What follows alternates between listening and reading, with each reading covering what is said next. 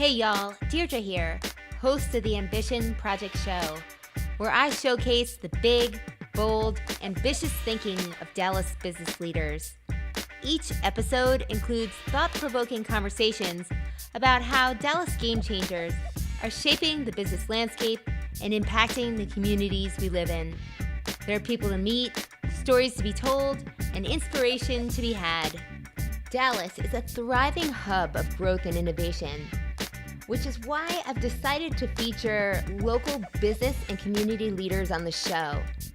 With major companies moving into the Dallas-Fort Worth area, like Toyota and Liberty Mutual, Dallas has quickly become the fastest growing city in the U.S.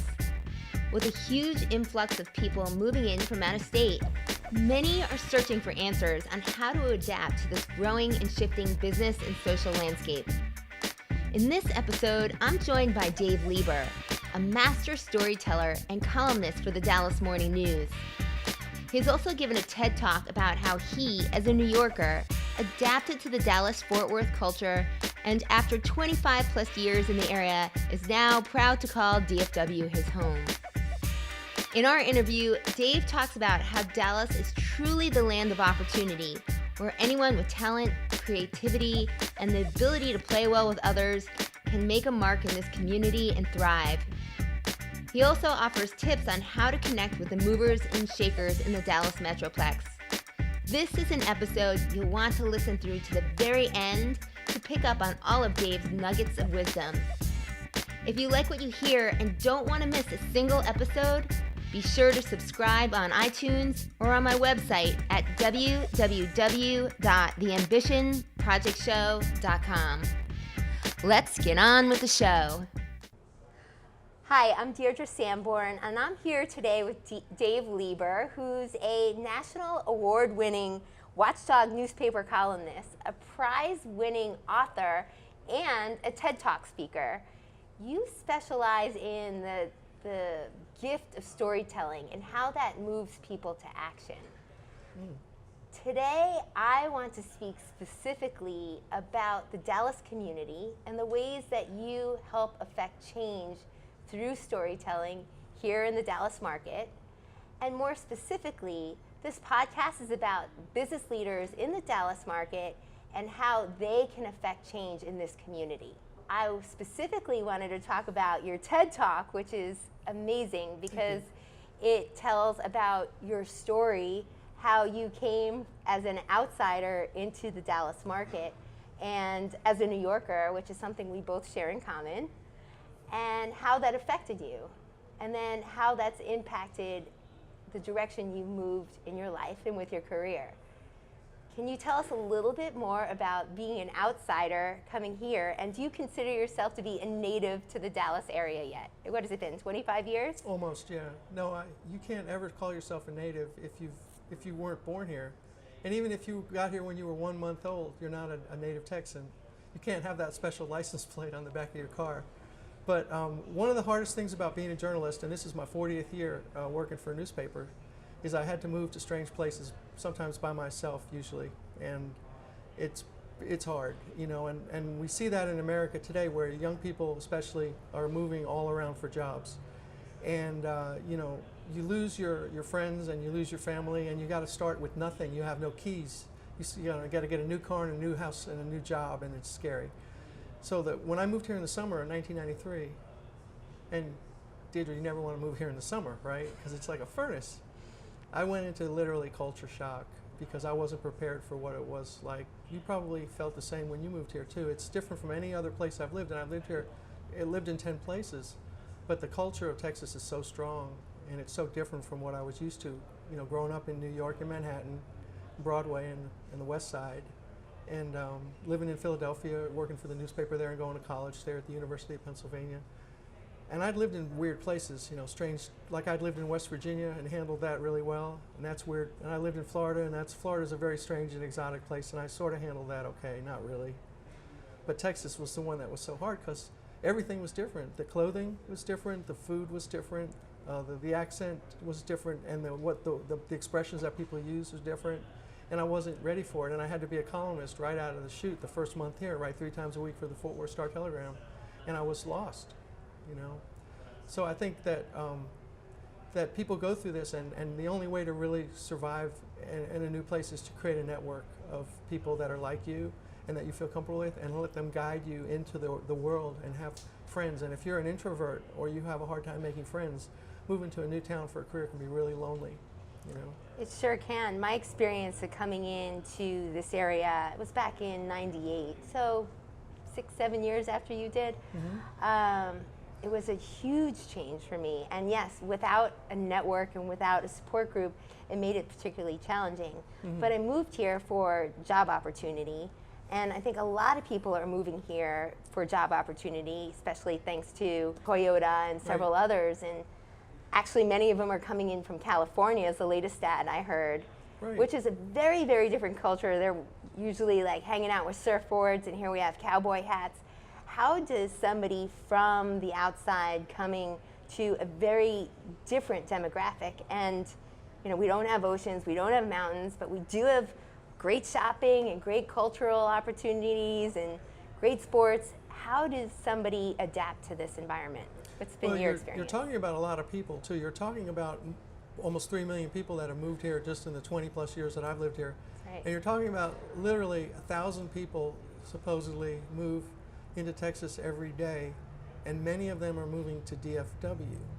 And Fort Worth's population is now over 800,000 for the first time. When I moved here over 20 years ago, it was 450, around that.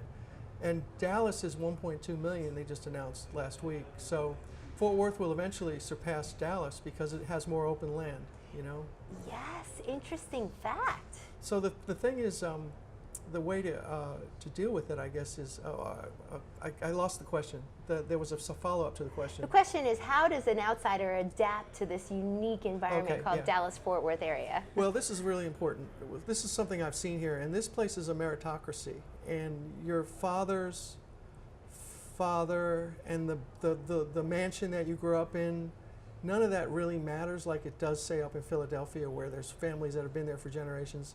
So this is wide open, so that it's a lot like New York, in that anybody with talent, creativity, ability to get along well, play with others, can really strike it big here, because this really is a land of opportunity. And the song says, if you can make it in Texas, you can make it, I mean, if you make it in New York, you can make it anywhere, but really, if you can make it in Texas, you can make it anywhere. Yes. And especially in Dallas-Fort Worth, we have one of the most diverse economies that any city could ever want. So we didn't get hurt the same way Houston did with the gas slowdown, which is really a kind of a miracle. We don't have a lot of high tech here yet, but it's growing, but we're also competing with 49 other states that are trying to draw in high tech too. To that point, Dave, the episode prior to yours was with a man by the name of George Brody, and he was formerly with Nortel, and he's driving what he hopes to be the tech revolution, the second tech revolution in Dallas, bringing innovation here and technology here and funding here. But I do think there's tremendous opportunity, and thanks to ambitious leaders like him and like you,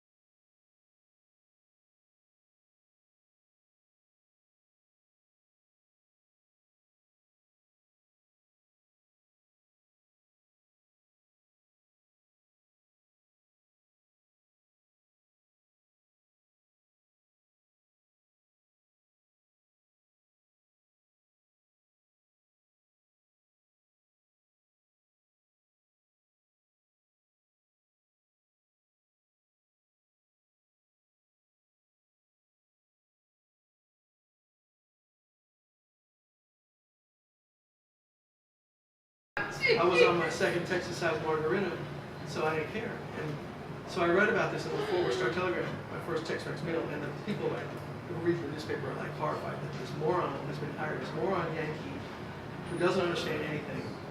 And I just went through a whole series of incidents, including getting the cowboy costume, which they don't call a cowboy costume, they call it Western attire. And I had to go through that. I had to get my first hat because it's Fort Worth where I'm living, so I had to do that. So I got the hat comes in a cowboy hat, Cape Fox, and the jeans are like tight, like they're starched, right? They stand up by themselves literally when they talk to you. And, What do they say? They say, I'm tight. I'm really tight. I'm grabbing you by the balls. Excuse my language. And then the boots come in a purse with a boot remover tool. They call a boot jack. I mean, where do you learn this stuff? You don't learn this in Manhattan. And the belt had a buckle as big as my butt. And you got to figure out how to wear it and how to walk in it and how to talk in it. And people are looking at you like, you just don't belong here, boy. And I'm writing 3 times a week in the newspaper, and it's a catastrophe because I don't know what I'm doing or what anybody's saying. Because the expressions that they use too, were like strange. When I first got here, everybody said, I'm fixing to go do this, and I'm like, okay, what are you fixing? Where? You don't have any tools. When they don't like you, they look at you and they ask you what church you went to, and of course I don't go to church, I go to synagogue, and that's the wrong answer. And they look at you and they just go, bless your heart. It takes a long time to realize that that's not what they really mean, right? And you're here for a job. In my case, I'm a job where I'm writing 3 times a week, so I'm making enemies, like with my ignorance, every week. I'm digging myself deeper and deeper into a hole with the readers of the newspaper because they just see a moron and they just kind of feel bad that he's so stupid and why does he have that job? And they actually tried to get me fired, a bunch of them, which was really cool. 25 years ago. Yeah. Now you're still in newspaper They started faxing the editor complaints because it was fax time. So they faxed a lot of complaints about me. And you know what happens to faxes, right? They kind of curl up, they roll over, they fall on the floor. It wasn't like email viral. I forgot about the fax. They would have got fired me. If there was Twitter back then, I would have been like gone because they would have tweeted me out of town. And now all they could try to do is fax me out of town, and it was like, I can survive a fax war, So my adjustment problems really ended when I met this wonderful woman and married her and started to raise her 2 kids and took care of her dog and became my dog, even though the dog didn't like me. The dog was a native Texan, and we had our own child. We named him Austin. You know why? Because Waco and Waxahachie, Lieber just don't sound good.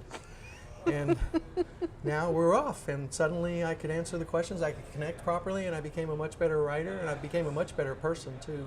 It was all a great package deal for me. Is the ticket then for an outsider coming to Texas is having to marry someone locally? No, I wouldn't say that at all, especially because I know that young people today don't rush to get married the way my baby boomer generation did. That's right. So no, I would say that it's not true. But for some people, yeah, maybe partner up. But for others, no. The ticket, as I say, is to get involved in your network, in your community of people that you like. And that's really growing in Dallas and Fort Worth. You can just see people hanging out at bars and cafes and talking in the European style for hours on end. And people are out, and it's a very lively community here, both sides of the metroplex, Fort Worth and Dallas. Yeah, so there's tremendous cultural opportunities here in the Dallas-Fort Worth area. Yeah. But there's incredible connectivity too through the internet where people are creating meetups and other type forums. And then also there's columns like yours where people can connect. So yours is a Watchdog column specifically, and before we started rolling this film, you were talking about how the way you're impacting the Dallas-Fort Worth community through your NBC midday show with the news, and you're bringing attention to things that matter to you and you think should matter to other people. Tell me a little bit about how you're impacting the community and how you feel that others can also have an impact on their community. Well, I believe you should have a movement. If you're going to really lead a movement, don't just have a job. And my movement is to teach Americans how to be a super consumer. And the way I do it is I write 2 columns a week in the newspaper that appear Friday and Sundays at dallasnews.com called The Watchdog, dallasnews.com/watchdog. And then on Mondays at around 11:25 a.m. I go on NBC5 on their newscast and I talk about for 2 or 3 minutes what's really important in terms of what I want people to know in terms of watchdogging and what's the latest scandal or scam going on and how they can protect themselves. And then I ran this movement called Watchdog Nation, which is teaching people how to be smart consumers by just doing a few simple things that just change the whole world in terms of buying and hiring, buying products and hiring people to work for you. And I speak almost 100 times a year and share these ideas with people, you know. And you have this book called Watchdog Nation. Right. Tell us a little bit about the book. Well, that's the movement's manual, and it basically shows how to never get hurt by anybody again for the rest of your life.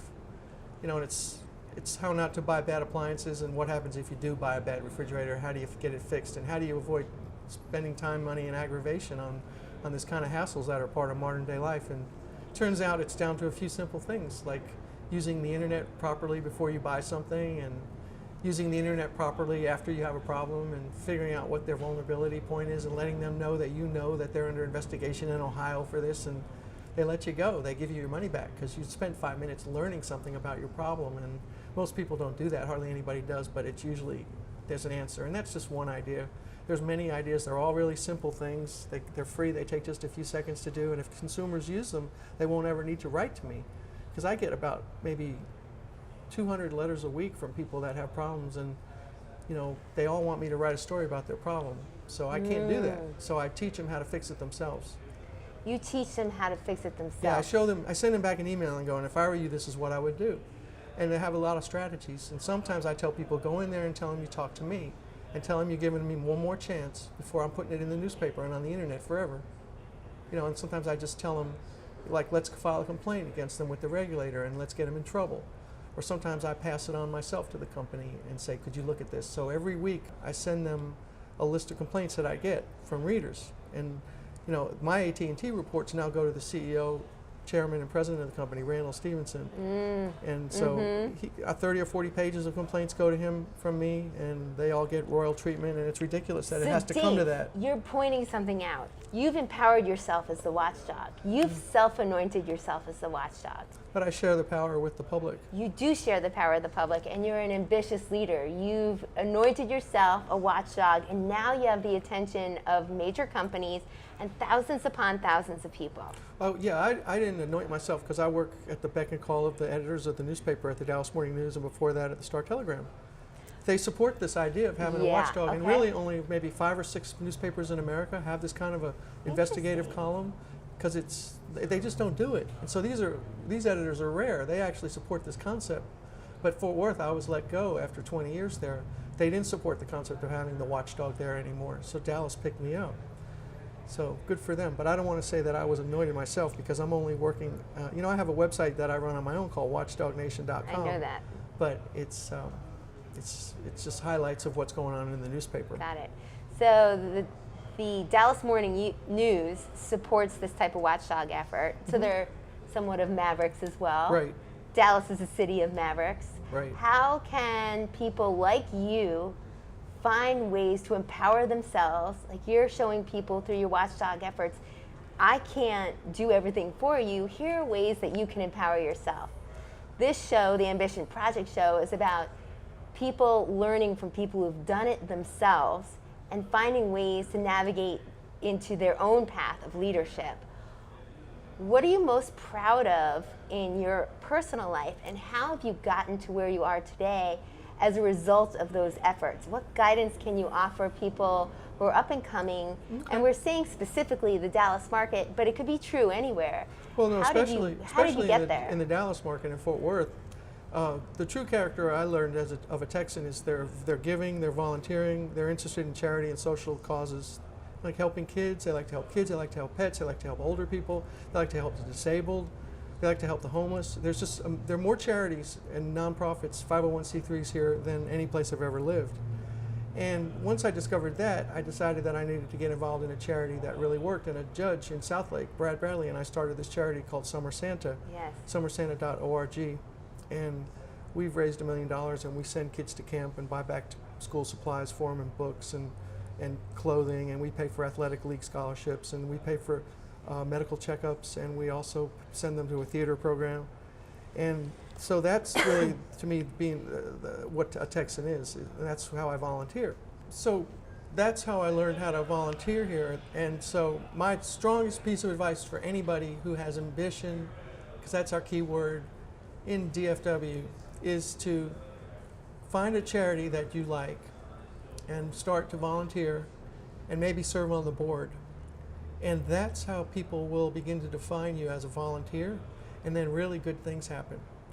And I've never felt that way about any of the other many states that I've lived in working as a newspaperman, but here, the first thing they did when I got here was they assigned me to a committee, a United Way committee that was creating an emergency phone number, which is now this emergency number, I think it's 211, where you call and you can get social services help.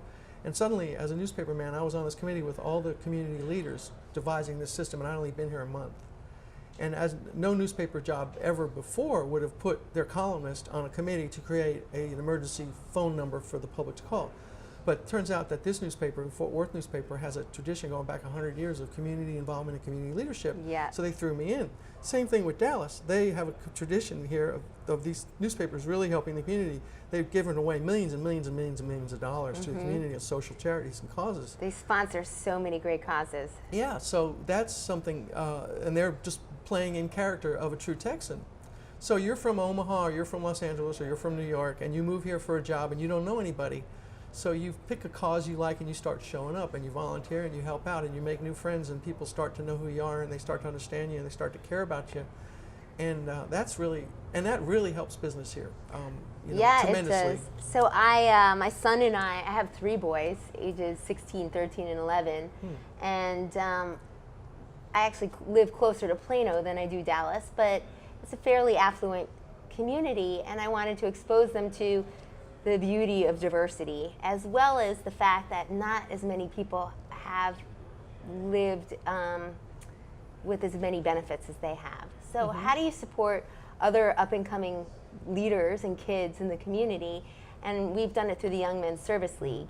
And that's where we actually have the incredible opportunity to participate in a number of charities in supporting those causes. And yes, truly, through my experience with YMSL and working with my boys through that charity organization, we get to see the diversity of charities, the diversity of communities that they support, and the amount of heart that's really prevalent throughout this city, and both in Dallas and Fort Worth and beyond, Plano, Frisco. There's so many little pockets of do-gooders here. And I have to say that Dallas is unique from the perspective of they are not quite so insular in their thinking, I think, because of the charities they are involved in and the ways that they're connected to other communities. Would you agree with that? Yeah, I do. And you make me think of how you can find a charity that you're interested in joining. There's 2 ways that I can think of. One is just to Google it and go pet adoption charity Dallas, and then you'll find there's several that work on pet adoptions here, and they're good. Operation Kindness is one I've been involved in. It's great. And I just made that up. Yeah. And then the other way is to go to a website like Charity Navigator or GuideStar.org, and you type in a zip code search. And when you type in like your zip code where you live, you'll be amazed at like hundreds of charities like are registered in your zip code with the IRS. Some of them probably don't even exist. Some of them are just sham covers for whatever little scam they're running. Yeah, that's something we talk about all day long, I guess. Yeah, interesting. Well, one of the things that I loved about Summer Santa in the 20 years since I created all their programs was one program I created was Kohl's Back to Shopping Day. And first it was with Mervyn's. Mervyn's went out of business, so Kohl's took it over. So what you have is you have these very wealthy kids and their moms from the National Charity League of Southlake, for example. Southlake is one of the most affluent communities in Texas. Yeah. And they're all serious volunteers in Southlake. Yeah. So you got these moms and these daughters that show up at Kohl's, and they take around an underprivileged kid, and that kid doesn't have money or doesn't have new sneakers, and they have $125 to spend. And so the impact on the kid, the 14-year-old, the 15-year-old, 16-year-old girl with their mom, is they take around a kid who's maybe 12 or 13, and they buy her a pair of sneakers, and they buy her underwear, and they buy her socks, and they buy her shorts, and she gets a knapsack at the end. That really has an effect on that wealthy kid from Southlake. Has a bigger impact on the wealthy kid. Yeah. The child they're helping is being helped, but the child that's really helping is the one who has a new perspective on life. And opportunities to do that abound. I mean, there's the soup kitchens, and there's the Salvation Army, and there's those hundreds of charities. So you find exactly what you're interested in, and you get involved, and you start to meet people, And you know, I found that when I was on a board with somebody, with a group, and I needed an accountant, if the accountant was on the board with me, I tended to trust him. If the roofer was on the board with me, I served on a few different boards, and if the roofer was on the board with me, you know, I might tend to trust him or her because I knew them from that aspect, and I knew that they weren't fly-by-night, or they were actually interested in the community, and they cared and they volunteered. So you meet a really high caliber group of people that way, you know. Great point. So the charities that you support obviously are Summer Santa. Are there others that you would recommend? Well, you know, I love the Salvation Army because it operates on a real tight budget, and they really help the people who need the help the most. So that's a favorite. The reason I started Summer Santa was because the head of the United Way in Washington, D.C. that year was convicted of fraud. The guy was making like $500,000, and he had limousines, and I think he had prostitutes, and he had liquor bills. And I said, wow, these people make that much money, you know, running charities? Yeah. And I thought, what if we ran a charity where we didn't take any money for adults, and we just spent all the money to send kids to camp or to buy them books or whatever it is that we're going to spend the money on. So all we ended up spending money on is insurance and postage and our P.O. box and our 800 number, you know, summersanta.org. And so, you know, I market it in crazy ways. There's a deli, my favorite deli in town, and that was always a tricky thing to find a good deli here. But there's delis in Dallas? Well, the one I love is a Grapevine. It's called Weinberger's Deli, and it's on Main Street. And he asked me one time, he liked to give celebrities their own sandwiches. And so he said, I'll make a Dave Lieber sandwich for you. And I said, no, don't honor me, honor Summer Santa, because he was also a sponsor. So he made a sandwich called the summersanta.org. And he said, what do you want it to be? And I said, make it something that a South Lake mom who volunteers would like. So he created this like vegetarian sandwich that tastes like there's meat, but there's no meat. And this is called the summersanta.org sandwich. It's our website. So that's the kind of, like, you know, they call that guerrilla marketing. So people look at that and they go in there and they go, what is that? That's fantastic. You know, just stuff like that. And you do, you know, you really have fun here. I've done a lot of crazy stuff here. You know, I hired the high school band to come march down the street on my wife's birthday. I fell off the stage at the local high school when I was emceeing their talent show and ended up on America's Funniest Home Videos. I dressed up as Lucy in Grapevine during Grape Fest and stomped the grapes, wore a peasant dress and a red wig and had a little black mark and stomped, just like Lucy did in that famous episode. I love that episode. Just, you know, all these crazy things that you can do here because there's just opportunities. You know, I flew in Ross Perot Jr.'s helicopter and he showed me his land, and so, you know, I would never really imagine leaving here because the best is yet to come for this area. It is. So I hear you suggest that to think outside the box in some ways as it relates to creating opportunity for yourself. There's lots of events and organizations to be involved in. To not be afraid to take risks. Pretend you're Lucy and stomp around in grapes, or Very in good. other ways. You know, there's Yeah. lots of different ways that people can find their niche and express themselves and be different. And what would you recommend to the up-and-coming millennials? How can they make their mark on this community? Well, okay, I'll just be a little bit critical, and I'll say they probably need to learn more about it by following the news more carefully. They need to know who the players are, and they need to vote. They need to pay attention, you know. We have a writer on our paper, Robert Wolonsky. He's been here his whole life, and he's now covering Dallas City the way a newspaper man should. And if they just read Robert Wolonsky's stories, they'd learn a lot about Dallas and the politics and who the players are. And it's really important that they pay attention, because if they don't, they're going to get screwed. Because one of the campaigns I'm leading right now is to lower our property taxes. Yeah. And as millennials buy houses, they're going to find out that they can afford the house, but they can't afford the property tax. And so they kind of need to pay attention to that and stop saying, I don't need to worry about that right now. What makes you think that they're not paying attention? Well, I can tell from my mail at the newspaper. I know, like I say, I get 100 or 200 letters a week. And I know that most everybody that writes to me is over 50. Do you think it's because the medium, though, they don't use the mail anymore? Well, they can reach me through Pinterest, through Instagram, through Twitter, through Facebook. They can reach me any way that you can reach a person. They can call me on the phone, you know, any way that a person can reach me. So, you know, and this has been going on for 10 years. I have a very involved This is really 60-year-old. interesting because millennials are the wave. I mean, it's coming.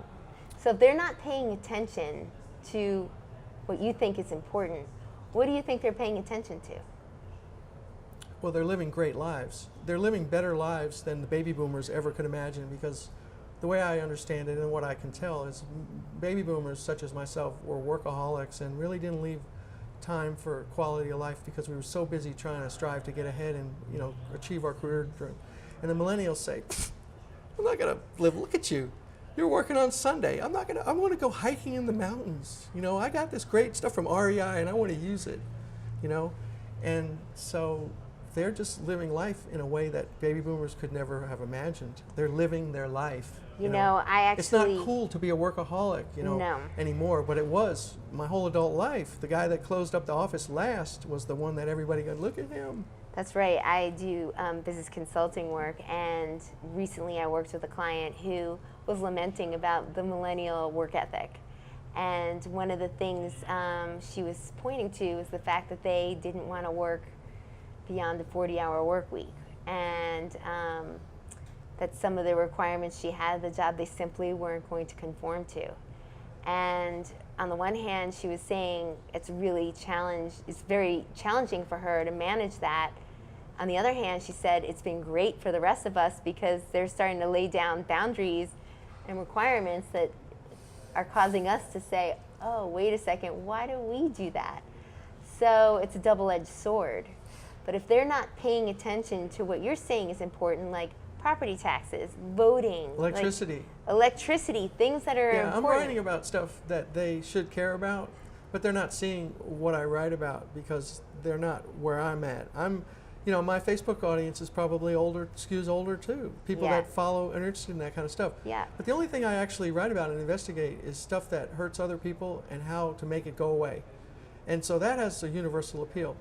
And I do have younger people that, you know, read me and all that, I know that, but I don't hear about their problems very often. They don't, you know, the people that write to me, I think are over 50, between 50 and 95, and I hear about their problems constantly.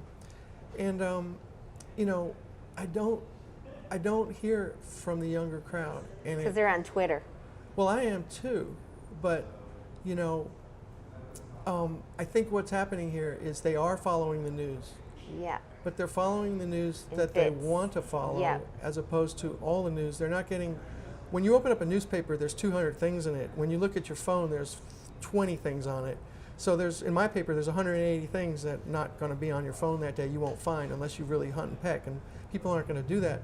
So I've lost a tremendous audience. You know, I used to have near universal coverage of my stories. Everybody read it. I had high school kids who were reading my column and college kids were reading my column. Very interesting that you're pointing this out. That's true. Right now in business leadership, one of the biggest issues is they have so much information that they don't know what to do with it. So the challenge is information curation. And I think what the younger generation is learning is that, well, there's so much information out there that I'm going to sort by what's interesting to me, and then the rest of it I'm going to have to just let it go, right? So appealing, I think, to the millennial generation is to the topics that are important to them. And to give an example, my oldest son, who's 16, he's looking for a job. He wants to go, you mentioned REI, he would love to go work at REI. They're all about lifestyle, like creating the best lifestyle. Mm-hmm. I think, so it's interesting that they're not necessarily sorting for the problems, but the solutions. I mean, that's just occurring to me right now. What do you think about that?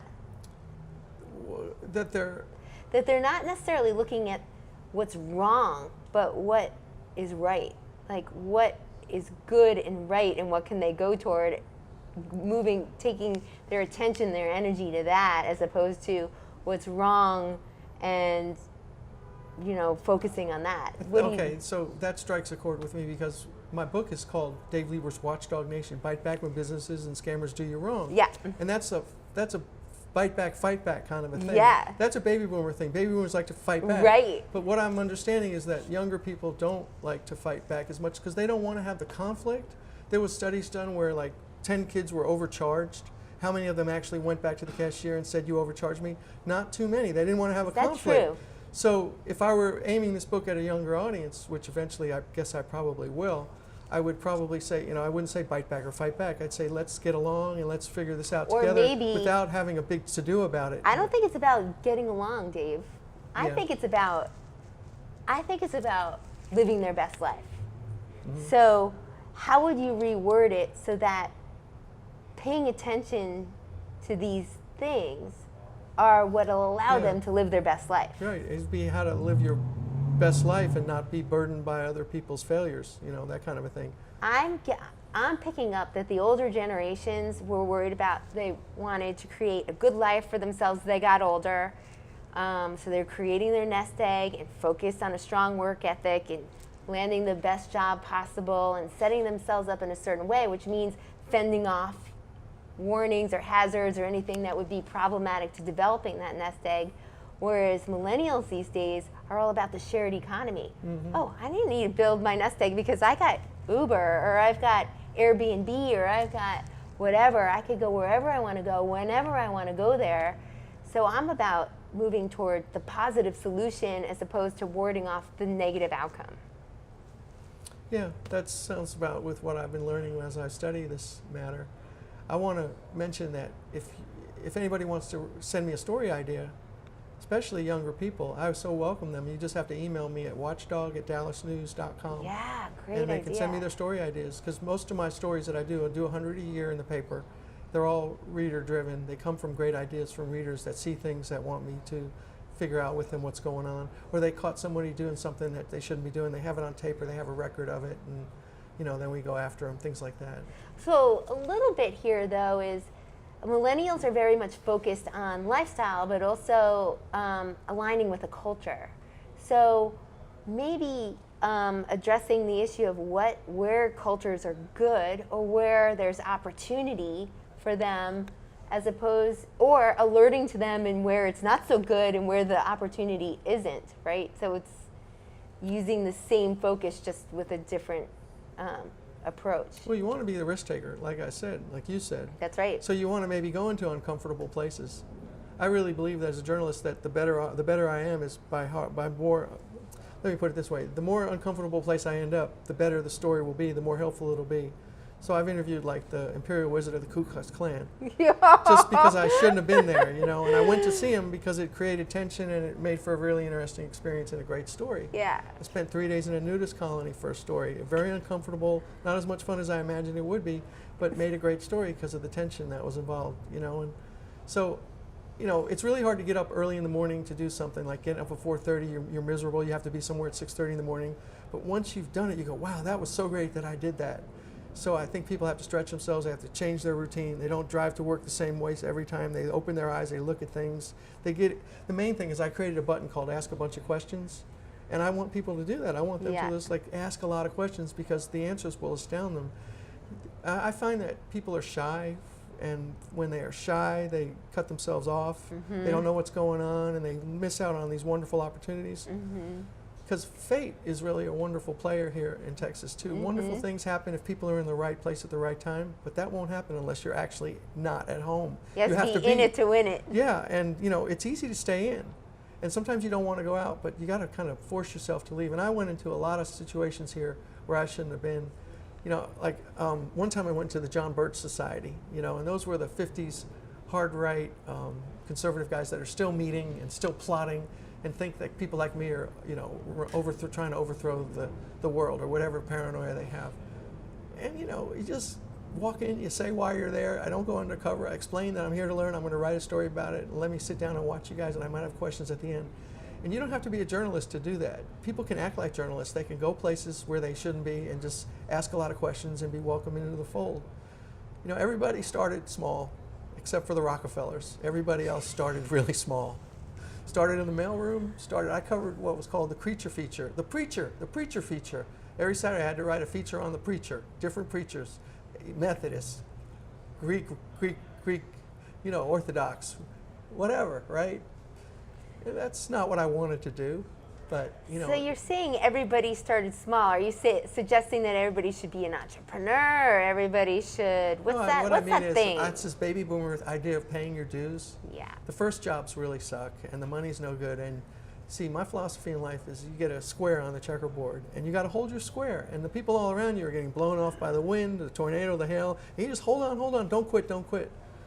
And you held on to something, though, that must have been your strength or your passion. What was that? Because you really carved out a niche for yourself. Well, when I was 14, I discovered this guy that had this job. He was a newspaper columnist. His name was Pete Hamill. He wrote for the New York Post, and he wrote columns that were amazing. Made me laugh, made me cry, taught me about life, went places that were incredibly cool. And I said, I want to be like that guy. And that was it. I spent the next 22 years working to get a job to be that guy. And then I got it in Fort Worth. And of course, everything came crashing down because it wasn't New York, where I knew it was Texas, which I didn't. No, but it was the beginning of your storytelling and your TED Talk and everything else that just stemmed from there. So. Well, and also the Texans don't mind me because I got to the point where I began to understand what was going on and stop making such an idiot of myself. And the newcomers could relate to me because there's so many of them, and they feel like, okay, this is a weird experience to move here and try and fit in. But the biggest advice I have for newcomers, besides getting involved in social work, charity work, and all that, is to not tell Texans what to do, and never start a sentence by saying, back in Chicago, we used to do it this way, because they will shoot you, And if you don't think they'll shoot you, what's going on with this? People lost their fingers here, so, Too funny. So as a parting word of advice, you've given so much great information here. What would you recommend as resources for people new to Dallas? Where should they go to learn more? Not only about your stuff, but other information in this great town. Well, they can do what I do, which is I read DallasNews.com. I read the Dallas Morning News. I look for stories of things that interest me. And I also read the Dallas Business Journal, which has a print newspaper. And Love also, the Dallas Business Journal. Yeah, there's a lot of clues. You can see trends in there. Dallas Business Journal has an online version, and excellent. It's incredible. And there are tons of clues, and it's a great way to connect with people. Yes. And then there's D Magazine, which is really a fascinating read. And Love it. you can really understand the culture and the humor of the region through D Magazine. And Fort Worth Magazine exists. I get that too, but it's a little bit more staid and not as interesting and comical as D Magazine. And then there's the Dallas Observer, which is a really knock 'em sock 'em publication. I love reading that. And Fort Worth Weekly, which is really good too. So I can kind of keep an eye on the area by going through those publications. And I know people like, oh, that's not cool. I don't want to read all that. But that's how I start to learn names, places, titles. That's where I see trends. Yeah. Trends are really important here because if you get in front of the trend, you're going to make some money. If you're on the back end of the trend, you're going to lose your shirt. So trends are everything, really. The Dallas Observer is interesting because it gives you insight into some of the wacky events going on in the area or not so wacky events. But the Dallas Business Journal is great because it really gives you some granularity and exposure to all the different people involved at different levels of the Dallas business landscape. It's really an incredible resource. And then to your point about the Fort Worth Telegram or other, it's just a sign of the culture that's out there. Fort Worth and Dallas have slightly different cultures. Fort Worth is more conservative, and Dallas, I think, is becoming less conservative by virtue of the influx of all types of people that are here and overflowing into Fort Worth where there's lots of space and room to grow. Well, in Dallas, remember, has a lesbian sheriff. And Fort Worth, Tarrant County is about to elect a sheriff with a really big hat who's thinks he's still like a 1945 Texas sheriff. Yes. So that's that whole yin-yang going on. Molly Ivins said that in Dallas they call it sushi, and in Fort Worth we call it bait. But Fort Worth is, both Dallas and Fort Worth are built on the idea that people should be kind to one another. Mm-hmm. And that's something that newcomers have sometimes difficulty adjusting to because we're never used to being in a place where everybody is so nice and easy to talk to. We're used to people flipping you off and cursing you out and yelling at you and snapping at you and ignoring you. And you come here and you say hi to strangers, which, and if you drive 30 miles outside of DFW, you start giving people the one finger wave when you're driving with the wheel like that. And that's not the finger that I'm used to. In the old days. I have to tell you, when I first moved down from New York, I was my office was in the Crescent, very professional building. And I'm going up with my briefcase, and I used to work in downtown Manhattan, and you would go up the elevator, and you would stare at the numbers, and then you would get off the elevator the floor you're designated, and that's it. You don't talk to the people around you. Mm-hmm. My first day at work, I go up, and somebody in the elevator says, "How are you today?" I was like, "Who are you, and what do you want from me?" Like my sheltered or not so sheltered New York. It's a mugger. And now, if somebody doesn't say hi to me on the elevator, I'm a little bit bummed out. And if you go back to New York after saying hi to people for 10 years here, and you go back to New York and you're walking down Madison Avenue and you start saying hi to everybody, they think you're insane. They do think you're insane. But you know what I'm learning from the Dallas Texans and that I bring to everywhere else I travel is you smile at people, you'd be surprised. It's the universal language that everybody speaks. So Dallas is very generous people, and they've taught me a lot of great things. I happen to have 3 native Texans, and they don't say all y'all yet, but I use it when I write emails. Yeah, me too. Hey, y'all. It's fun. Hey, y'all. How do you spell it? Y''ALL. And how do you spell all y'all? Can it all run in together? Can it be like no space in between? I do a space after ALL. Yeah. Yeah, and then y'all. Yeah. It's very important that we cover this because newcomers listening need to know how to spell All all y'all. I think it should be a run-on sentence word.